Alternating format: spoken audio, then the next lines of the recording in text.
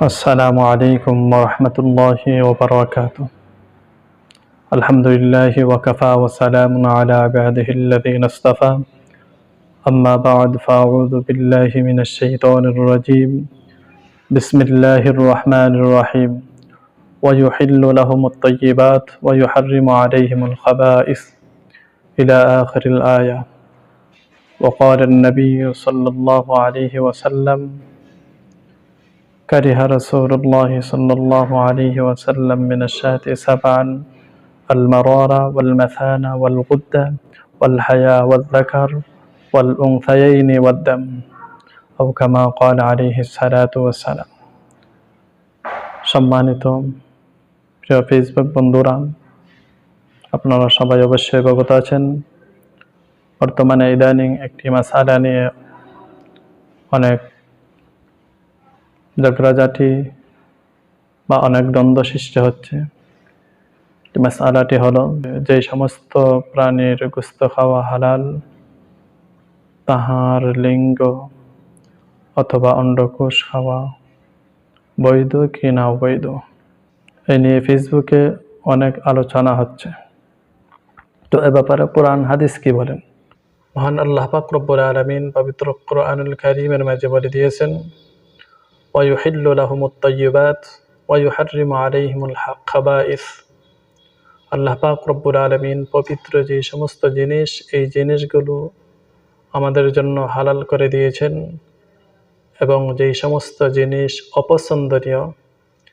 অপছন্দ জিনিসগুলো আমাদের জন্য হারাম করে দিয়েছেন। কোন কোন জিনিস অপছন্দনীয়? এক্ষেত্রে রাসূলুল্লাহ সাল্লাল্লাহু আলাইহি ওয়াসাল্লাম হাদিসের মাঝে স্পষ্টভাবে বলে দিয়েছেন, কারিহা রাসূলুল্লাহ সাল্লাল্লাহু আলাইহি ওয়াসাল্লাম মিনাশ শাতি সাবআন: المرارة والمثانة والغدة والحياء والذكر والأنثيين والدم।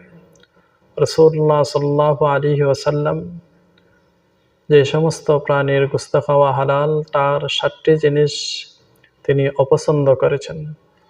অপছন্দ বলতে এটা মাকরুহে তাহরিমি। এর মাঝে একটা হলো পিত্ত, 2 নম্বর মূত্রনালী, 3 নম্বর মাংসগ্রন্থি, 4 নম্বর নর ও মাদির গুপ্তাঙ্গ, 5 নম্বর অন্ডকোষ, 6 নম্বর দম, রক্ত। এই 7টি জিনিস রাসূলুল্লাহ সাল্লাল্লাহু আলাইহি ওয়াসাল্লাম অপছন্দ বলেছেন। তবে এটা অপছন্দ মাকরুহে তানজিহি নয়, মাকরুহে তাহরিমি। কেননা তাফসির ইবনে কাসিরে 3 নম্বর খণ্ড 353 পৃষ্ঠার মাঝে ইবনে কাসির রহমতুল্লাহি আলাইহি তিনি বলেছেন এটা মাকরুহে তাহরিমি। ঠিক তেমনিভাবে আহসানুল ফাতওয়ার 7 নম্বর খণ্ড 407 নম্বর পৃষ্ঠায় বলা হয়েছে এটা মাকরুহে তাহরিমি।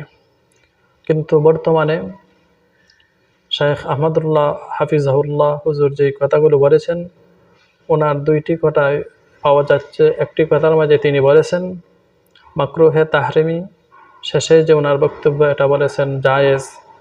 আমি আশা করব হুজুরের বক্তব্য ক্লিয়ারভাবে দ্বীনের স্বার্থে মানুষের কাছে পৌঁছে দিবেন, এবং হুজুরের পক্ষ ধরে মুস্তাফিজুর রহমান তিনি বলেছেন এটা মাকরুহে তানজিহি, অপছন্দনীয়। আসলে এটা ভুল, এটা মাকরুহে তানজিহি নয়, মাকরুহে তাহরিমি।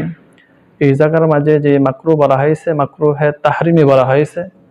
এজন্য আপনারা যদি হাদিসের কিতাব দেখেন, তাহলে এই হাদিসটি কিতাবুল আসারে 808 নম্বর হাদিস, মুসান্নাফে আব্দুর রাজ্জাক হাদিস নম্বর হলো 8779, তাবিয়িনুল হাকায়েক 7 নম্বর খণ্ড পৃষ্ঠা নম্বর হলো 463, বাদাইউস সানায়ে 4 নম্বর খণ্ড পৃষ্ঠা নম্বর হলো 190, রদ্দুল মুহতার 4 নম্বর খণ্ড পৃষ্ঠা নম্বর হলো 749। আরও অন্যান্য কিতাবের মাঝে আছে হাদিসটি, এবং হাদিসের মানা সহিহ। আপনারা আশাবাদী বুঝতে পেরেছেন। আর আমার শাইখ আহমদুল্লাহ হাফিজাহুল্লাহর কাছে, হুজুরের কাছে বিশেষভাবে অনুরোধ করব, হুজুর এই বিষয়টা সুন্দরভাবে আপনাদের কাছে সমাধান দিবেন। আল্লাহ পাক রব্বুল আলামিন আমাদের সবাইকে তৌফিক দান করুন, আমিন।